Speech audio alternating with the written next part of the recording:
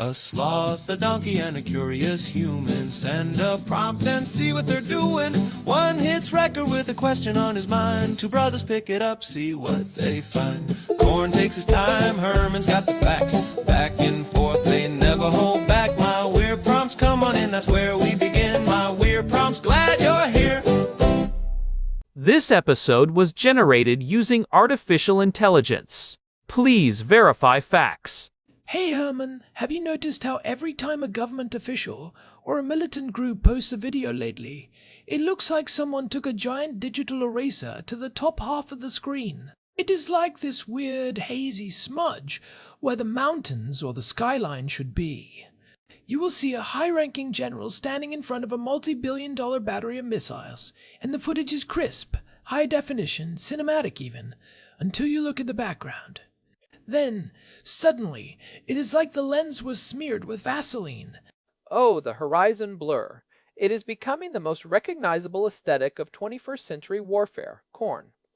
I am Herman Poppleberry, and honestly, that smudge is probably the most expensive part of the video production if you consider the intelligence value it is trying to protect. Our housemate Daniel actually sent us a prompt about this very thing. He was asking why everyone from Prime Minister Netanyahu to the Islamic Revolutionary Guard Corps is suddenly so obsessed with hiding the sky. It is a cross-ideological trend. Whether it is the IDF in the Negev or Hezbollah in the hills of Lebanon, they have all reached the same conclusion. The sky is a snitch. It is a fascinating question because it feels so low-tech on the surface. You have these multi-billion-dollar missile systems or high-ranking officials at top-secret bases, and their primary line of defense against being located isn't some high-tech jamming field or a cloaking device. It is a digital blur over a mountain range. It feels almost primitive, like putting a paper bag over the head of a landscape. And it is not just the big state actors. We are seeing it from every major group across the Middle East and Eastern Europe. Despite their ideological differences, they all have one thing in common. They are terrified of the horizon. They have realized that in the age of open source intelligence, or OSINT, the skyline is basically a barcode that tells the entire world exactly where you are standing. If you show the jagged edge of a mountain, you might as well be posting your GPS coordinates in the video description. That is a great way to put it. A barcode. Most people look at a mountain range and see nature, or maybe a nice sunset, but an analyst sees a unique, non-repeating mathematical signature. Today, we are going to dig into the mechanics of why that is. We want to understand the how behind horizon-based geolocation and why the where has become more important to hide than the what. And it is a high-stakes game. We have talked before, back in episode 629, about how the Earth itself is becoming metadata. But this is the tactical application of that idea. If you can see the horizon, you can be targeted. It is that simple. In the time it takes for a video to go viral, a cruise missile can be programmed with the coordinates derived from that video. We are talking about a turnaround time of minutes, not hours. So, let's start with the basics. When we talk about a horizon signature, what are we actually looking at? If I am standing in the Negev desert or the mountains of Lebanon, why is that specific line where the land meets the sky so dangerous for me to show on camera? Is it just about recognizing a famous peak like Mount Herman? It is much deeper than just recognizing a landmark. Think about it this way, corn. If you take a picture of a generic brick wall, I might never find out where you are. But if you take a picture and I can see the jagged edge of a mountain range in the distance, that line is unique. No two places on Earth have the exact same silhouette of the horizon. It is a product of your specific latitude, longitude, and the elevation of the terrain around you. It is what we call skyline profiling. Right, because mountains don't move. Buildings can be built or torn down, and forests can be cleared or burned. But the geological spine of a region is effectively permanent. It is the most stable data point in a conflict zone. Precisely. And we now have global high-resolution digital elevation models. The big one that everyone uses is the Shuttle Radar Topography Mission Data, or SRTM. Back in the year 2000, the Space Shuttle Endeavour mapped nearly the entire planet using an interferometric radar system. That data gives us a three-dimensional map of the Earth's surface with a resolution of about 30 meters. 30 meters is incredibly precise when you are talking about a mountain range that is miles long. So, if I have a video of a rocket launch in Iran, I can take the silhouette of the mountains in the background and compare it to this global three-dimensional map. How does that actually work in practice? Does someone just sit there and look at maps all day? In the early days of OSINT, yes, it was a lot of manual labor, but now it is highly automated. Analysts use tools like PeakVisor, which was originally for hikers, or Google Earth Pro, but they also have custom scripts that can take a two-dimensional line from a video and match it against the three-dimensional terrain data. It is like a key fitting into a lock. The computer creates a virtual camera in a digital world and rotates it 360 degrees at every possible coordinate until the digital horizon perfectly overlaps with the one in the video. When those two lines click together, you have the exact coordinates of the camera. It is almost like a fingerprint match for the planet. I remember seeing those OSINT threads on social media during the Iranian missile attacks in 24 and 25. People were geolocating launch sites within minutes of the videos being posted. It was like a crowdsourced intelligence agency working in real time. Minutes. And that is the terrifying part for a military commander. If your launch vehicle is still there, or if that base is supposed to be a secret bunker, the legal lag we discussed in episode 569 is gone. The information is out there instantly, and it is not just about the mountains. It is about the horizon geometry. Even if the mountains are far away, the way they intersect with closer hills provides a perspective that narrows down the location to a few square meters. You mentioned PeakVisor. It is wild that a tool made for hobbyists is now a primary weapon in modern intelligence gathering. I looked it up, and it uses high-precision terrain models to identify over 1 million peaks. It even accounts for the curvature of the Earth and atmospheric refraction. It is the democratization of intelligence. You don't need a billion-dollar satellite constellation to do this anymore. You just need a laptop, the SRTM data, and a bit of patience. But the math gets even more interesting when the camera moves. This is where the parallax effect comes in, and it is why even a 5-second clip is a death sentence for secrecy. Explain that, because I think people understand a static image, but a moving video seems like it would be harder to track. Wouldn't the movement blur the signature? It is actually the opposite. Movement provides more data points. Parallax is the displacement or difference in the apparent position of an object viewed along two different lines of sight. If the camera pans or moves slightly, the relationship between a nearby hill and a distant mountain changes. The nearby hill will appear to move faster across the frame than the distant mountain. By measuring that difference in speed, the angular velocity, an analyst can calculate the exact distance between the camera and those objects. So it is basic trigonometry, but on a massive scale. If I know the distance to peak A and the distance to peak B, and I know their positions on a map, I can triangulate my own position perfectly. If the camera moves just a few inches, you have revealed your depth and your orientation. You have essentially given the analyst a three-dimensional scan of your surroundings. This is why you see such aggressive blurring now. Take that video of Prime Minister Netanyahu visiting a base in the south of Israel. The military sensors didn't just blur a building or a sign, they blurred the entire skyline. They know that even if the base itself looks like any other cluster of concrete hangars, the specific way the hills of the Negev look from that specific balcony is a dead giveaway. It is a complete shift in philosophy. In the past, operational security, or OBSEC, was about hiding the what. You would camouflage your tanks or put a tarp over your missile launcher. But today, the what is often public knowledge. Everyone knows Israel has F-35 jets and Iran has ballistic missiles. The secret isn't the weapon. The secret is the where. That is a crucial point. If you are a militant group like Hezbollah, you want people to see your rockets. That is the point of the propaganda. You want to project strength and deterrence. But you cannot afford for the Israel Defense Forces to know which specific valley those rockets are in. So you show the rocket, you show the launch, but you smudge out the mountains. You are trying to have your cake and eat it too, the propaganda value of the action without the tactical cost of the location. But here is the thing that strikes me, Herman.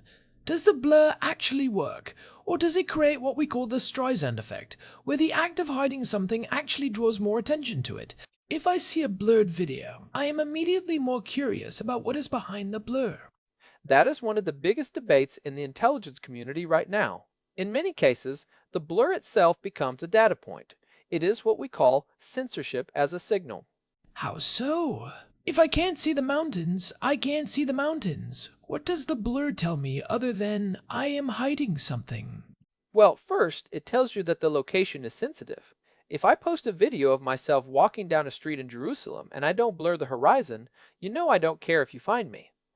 But if I blur the horizon, I am signaling that this location has military or strategic value. It narrows the search area for an analyst. They don't have to look at the whole country. They only have to look at areas that have mountains high enough to require that specific amount of blurring. Oh, I see. You are creating a search mask. If the blur covers a large portion of the frame, the mountains are likely close and tall. If it is a thin sliver, they are far away. You are giving away the topography type, even if you hide the specific peaks. And it gets even more technical. Analysts are now using the properties of the blur itself to estimate things like the focal length of the camera or the height of the sensor. If you know the camera is 6 feet off the ground because of the perspective of the foreground, and you see where the blur begins, you can start to do the math on what is being hidden. Furthermore, some blurring is done poorly. If the blur doesn't perfectly track with the camera's movement, a few frames of the original horizon might leak at the edges. OSINT analysts will go through a video frame by frame, looking for that 1 millisecond glitch where the sensor missed a peak. That is incredible. We are moving into a world where the censorship is a signal. I'm reminded of episode 7 on 79, where we talked about wartime operational security in the digital age. Back then, we were mostly talking about soldiers posting selfies with GPS tags. But now, this is coming from the top down. The organizations themselves are struggling to manage their digital footprint. And they are getting more sophisticated to counter the analysts. We are starting to see the move from simple blurring to what I call synthetic horizons. This is the next phase of the arms race. Wait, like AI-generated mountains, like a deep fake for the background. Instead of just putting a gray smudge over the background, some groups are starting to use digital tools to insert a fake horizon. They might take a mountain range from a different part of the country or even a completely different country and overlay it onto the video. They use AI to match the lighting and the atmospheric haze so it looks perfectly natural. That is devious. If an analyst tries to geolocate that, they will end up looking at a completely different province. They might spend days searching the wrong mountain range. Right. It is a shell game in the sky. We saw a bit of this in some recent Iranian propaganda. Some of the background features looked just a little bit off. The lighting on the mountains didn't quite match the lighting on the missile. If you are a lazy analyst, you might get fooled. But the high-level OSINT groups look for edge artifacts or lighting mismatches. They look at the way the light hits the dust in the air. If the dust is lit from the left, but the mountains are lit from the right, you know it is a composite.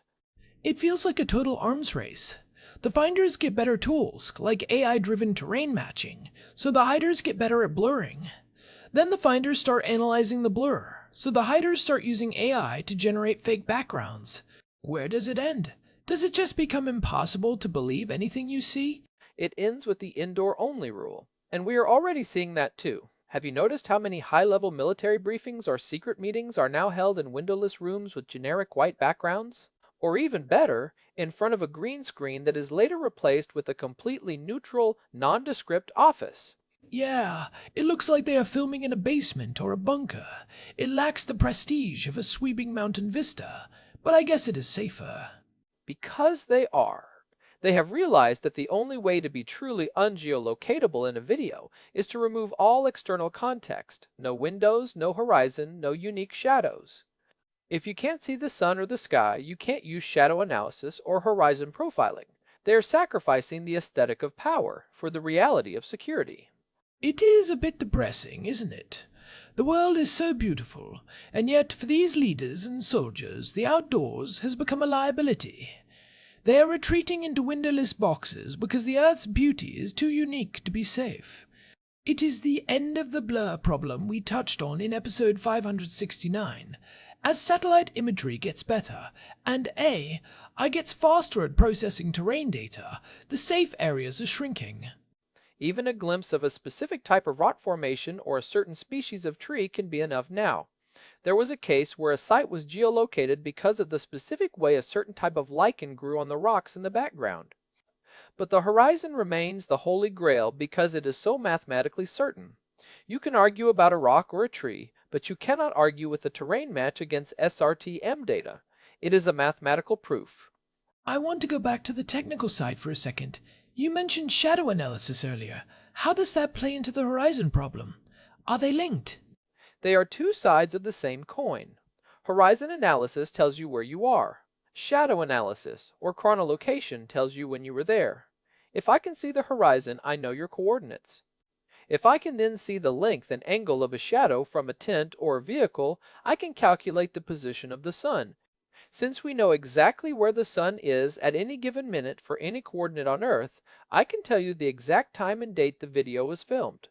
So, if a group claims they launched a rocket this morning to retaliate for an event that happened 2 hours ago, but the shadows and the horizon suggest it was actually filmed 3 days ago at sunset, the entire propaganda narrative falls apart. You have exposed a pre-recorded retaliation. And this is why the blurring is so comprehensive. They aren't just hiding the location, they're hiding the temporal signature too. If you blur the horizon, you are often blurring the position of the sun or the glow on the horizon that indicates the time of day. It is about controlling the entire narrative of space and time. It makes me think about the level of expertise required on both sides now. You can't just be a cameraman for a military unit anymore. You have to be a digital security expert. You have to understand how an analyst in another country is going to dissect every frame of your footage. You have to think like a geolocator to prevent being geolocated. And that is a huge burden. Most of these videos are produced by young soldiers or media teams who might not have that deep technical training. They might remember to blur the mountains, but they forget to blur the reflection in a window or the unique pattern of cracks in the concrete. Or they forget that the sound of a distant siren or a specific bird call can be used to narrow down the search. We saw that with the Netanyahu base visit, right? Even with the blurred horizon, some people were trying to identify the base by looking at the specific type of vegetation, the scrub brush of the Negev, or the architectural style of the concrete barriers in the foreground. It is a game of spot the clue. People are incredibly resourceful. There was one famous case where an analyst geolocated a site based on the sound of a specific bird species that only lives in a certain valley. But the horizon is the one they fear most because it is the hardest to fake perfectly. You can't just move a mountain in a way that stands up to a rigorous parallax analysis. So, if I am a listener and I want to see this in action, what should I look for? If I am watching the news and I see a video from a conflict zone, what are the red flags that suggest I am looking at a censored horizon? Look for unnatural stillness or digital smearing. Sometimes the blur is very obvious. It looks like a pixelated cloud, but other times it is more subtle. They might use a gradient blur that makes the sky look hazy, like a very foggy day. But if the foreground is perfectly clear and the background is a soup of gray, that is a fake fog. Real fog doesn't usually stop exactly at the top of a building. Also, look at the edges of objects. This is a big one. If a soldier's head passes in front of the fog and there is a weird digital ghosting effect or a halo around his helmet, that is a sign that the background was added or blurred in post-production. The software is struggling to separate the foreground object from the background it is trying to hide. Another trick is to look at the horizon line itself. In nature, the horizon is rarely a perfectly straight or perfectly smooth line. It has tiny imperfections. If it looks too clean, or if it doesn't match the known topography of the region. Like if you are in a mountainous area but the horizon is a flat line, you are looking at a sanitized video. It is like being a digital detective. I think it is important for people to realize that what they are seeing on the news is often a very carefully constructed reality. It is not just the truth. It is the truth minus the metadata. We are seeing a version of the world that has been scrubbed of its geographic identity. And as we move further into 26, this is only going to get more intense. We are already seeing AI tools that can deblur images by predicting what should be there based on surrounding data and known maps. It is not perfect yet, but it is getting better. The AI can look at the blurred smudge and say, based on the 3 pixels of purple I see here, this is likely the peak of Mount Jebel. That sounds like a nightmare for operational security. If the AI can guess the mountain range behind the blur, then the blur is useless. It is like trying to hide a password by just putting a thin line through it. We are not there yet for high-stakes military applications, but the gap is closing. This is why I think the ultimate end state is the indoor-only propaganda. You simply cannot trust the outdoors anymore. The horizon rule is becoming absolute. If you can see the skyline, you are geolocatable. Period. It is a strange irony. We have more access to the world than ever before through our screens, but the people who are actually out there in the world are doing everything they can to hide where they are. We are more connected, yet the where is becoming more of a secret. It is the cost of transparency. When everyone has a high-definition sensor in their pocket and the entire planet has been mapped in 3 dimensions to 30-meter accuracy, privacy, and security take on entirely new meanings. The Earth itself has become a witness that cannot be silenced, only smudged. You know, it reminds me of that episode we did on the orbital shell game, episode 993. We talked about how Iran hides its missile cities deep underground. It is the same principle, just on a larger scale. If you can't hide the object from the satellites, you hide the context. You put the whole thing in a tunnel where the horizon is just a rock wall 10 feet away. The tunnel is the ultimate blur. It is a controlled environment where the OSINT analyst has nothing to work with. No stars, no sun, no mountains, just a man and a machine in a box. But even then, we talked about how people use the entry and exit points to geolocate the tunnels. You have to go in somewhere, and you have to come out somewhere. And as soon as you step out of that tunnel, the horizon is waiting for you. It is inescapable. Unless you are at the bottom of the ocean or in deep space, the Earth is always going to have a signature. Let's talk about the practical side for a minute. For our listeners who are interested in tech or maybe work in security, what are the big takeaways from this horizon rule? The first takeaway is that visual context is data. We tend to think of data as numbers in a spreadsheet, but a mountain range is just as much a data point as a GPS coordinate. If you are handling sensitive information or visiting sensitive sites, you have to treat the background of your photos as if it were a password. You wouldn't post a photo of your bank password, so don't post a photo of a sensitive horizon. That is a great analogy. The horizon is a password that you didn't choose, but you are still responsible for protecting. It is a geological password. Second, realize that blurring is a weak control. It is better than nothing, but it is not a silver bullet. If you really want to hide a location, you need to change the environment entirely. Use a green screen, go indoors, or film against a featureless wall. If you are relying on a digital smudge to protect your life, you are betting against some very smart people with some very powerful AI. And third, I would say for the consumers of this media, the people watching these videos, be skeptical. When you see a blurred horizon, ask yourself, what are they trying to hide? And what does the act of hiding it tell me? Often, the censorship is the most interesting part of the story. It tells you where the power is, and where the fear is. It really is. It is the negative space of intelligence. Sometimes the most important thing is what isn't there. The smudge is a confession that the location matters. I think we have covered a lot of ground today, Herman. From the math of the SRTM data to the Streisand effect of digital smearing. It is a wild world where a hiker's app can be used to target a missile base. It really brings home the idea that there is no such thing as a private outdoor space anymore. It is the world we live in, corn. And as long as there are mountains and cameras, this cat and mouse game is going to continue. I just wonder what the next level will be.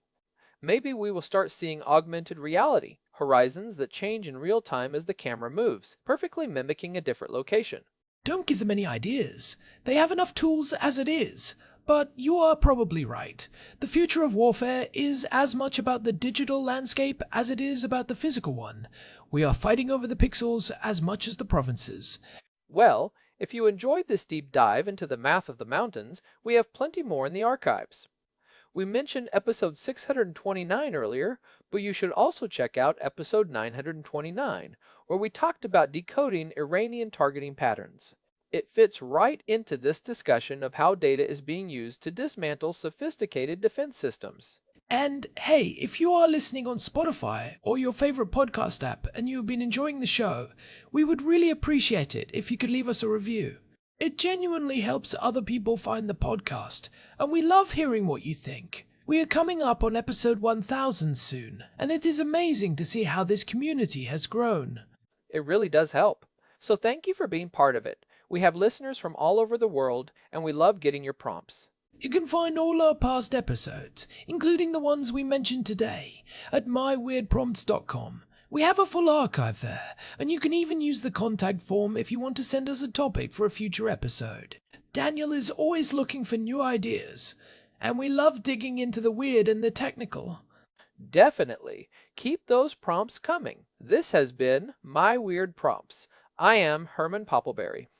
And I am Corn. Thanks for listening, and we will talk to you next time. Until then, watch the skies, but maybe don't post a video of them. Keep your horizons private. Goodbye, everyone. Bye. You know, Herman, I was thinking about that Peak Visor app again. I wonder if I could use it to find the best place in Jerusalem to watch the sunset without accidentally revealing our house's location. Well, considering we live with Daniel, I think our operational security is already pretty compromised, Corn. He probably has a live stream of our kitchen going somewhere for his smart home experiments.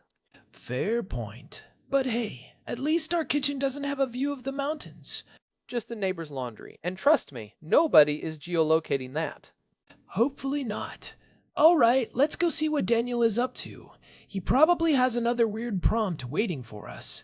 I wouldn't have it any other way. Me neither. See you later. Sidwa. This episode was generated using Gemini Flash 3. Text-to-speech engine was Chatterbox. Thanks for listening to our show, My Weird Prompts, where our thoughts go from slow takes to facts on cue. We change and follow through. My weird prompts, that's the close from sloth.